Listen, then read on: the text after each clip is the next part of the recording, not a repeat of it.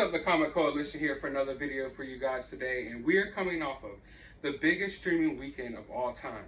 And honestly, I wanted to put this video out on Monday, but I had to wait until we got a little more clarification about some numbers and some analytics before I actually put this out there.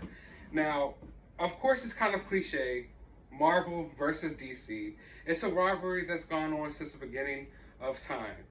And I mean, I know it sounds kind of cliche, but the real winner of this weekend is the fans. I mean, we got a 4-hour-long Justice League movie and a Marvel TV show with the budget of a major motion picture all in one weekend. I mean, when I was a kid, I would never even dream that things like that would happen. You kids these days do not know how good you have it.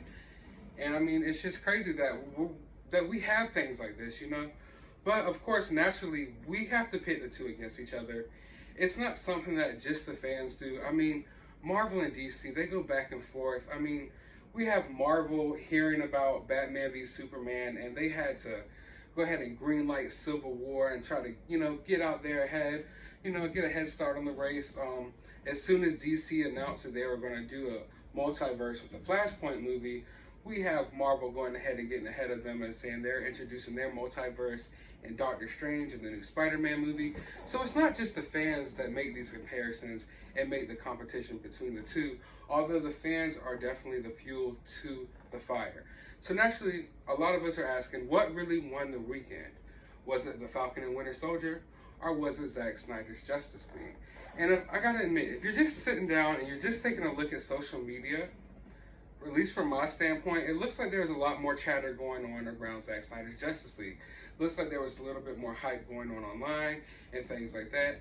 But honestly, I mean, there is a whole entire movement behind Zack Snyder's Justice League.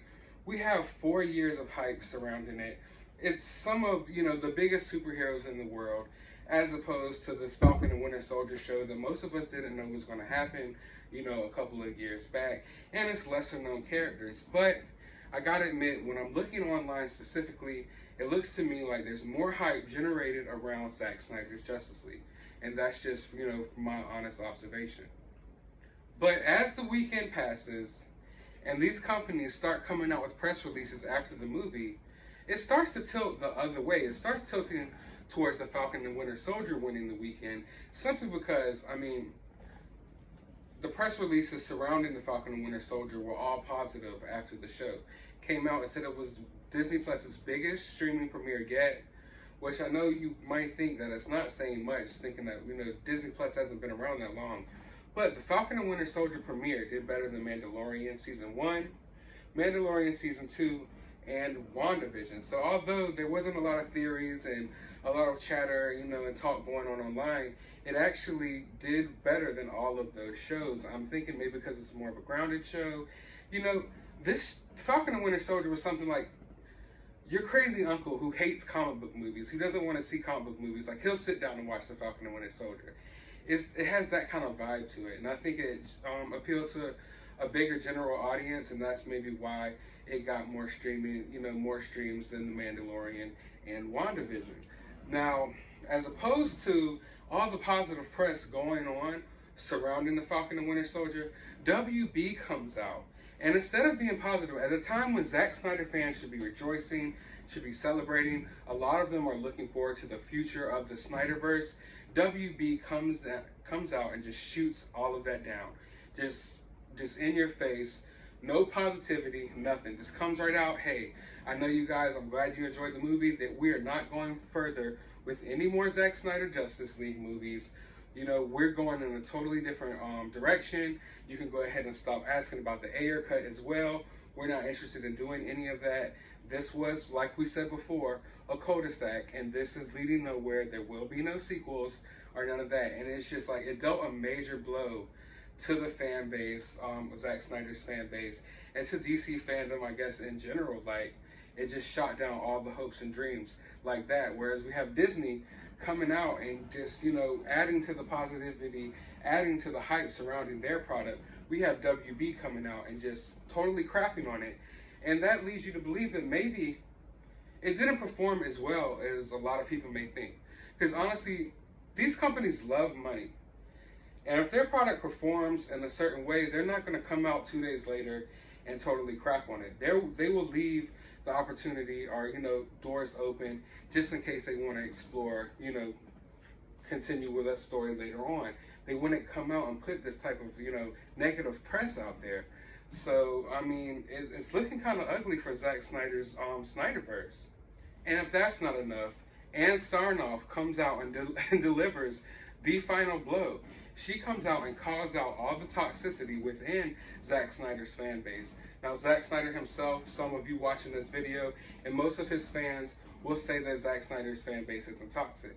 Now, I'm not saying every fan of his is toxic and every person that likes Snyder Cut is toxic, but there is a group of his fans that have toxicity running through their veins, who are sending death threats to people online. They're threatening like WB executives if they don't release these movies.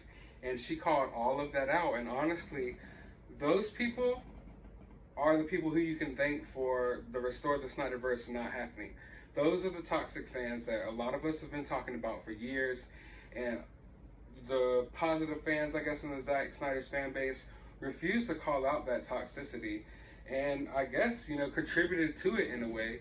And now here we are. We have Zack Snyder's movie out, and we have no future projects in the work for Zack Snyder. And then the moment we were all waiting for finally arrives. The numbers drop, and we see that Zack Snyder's Justice League beats out Falcon and the Winter Soldier by about 100,000 views.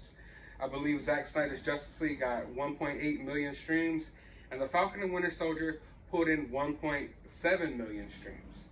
Now, I know a lot of people will look at that and chalk it up as a win. I mean, it doesn't matter how you get there, a win is a win. So yes, Zack Snyder's Justice League got more streams than the Falcon and Winter Soldier.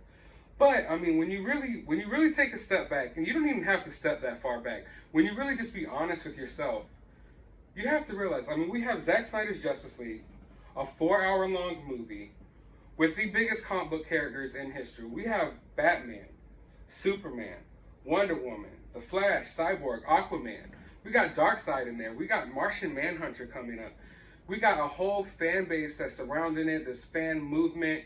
We got all these hashtags and stuff on Twitter. It's just this crazy momentum going for Zack Snyder's Justice League. And it only managed to get 1.8 million streams. While we have the Falcon and Winter Soldier, a 30-minute episode of a Marvel show about two characters that, let's be honest, most people do not care about. Most people, the Falcon and Winter Soldier, if you say that in most households, they won't even know who these characters are.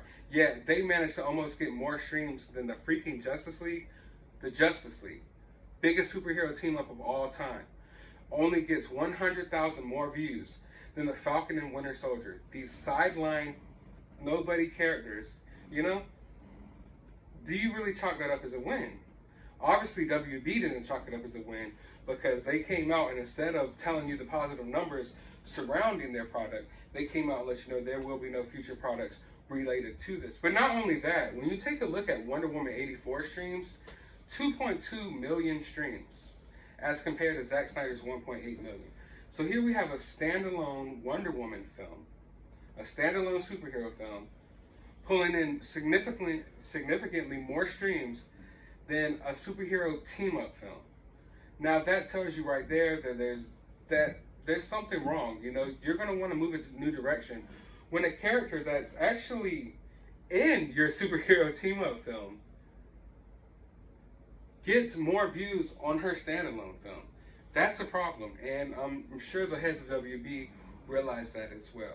So all in all, it's really up for you to decide who won the weekend. I mean, there's multiple ways you can decide your winner. I mean, we have Zack Snyder's Justice League did beat out Falcon and Winter Soldier with more streams.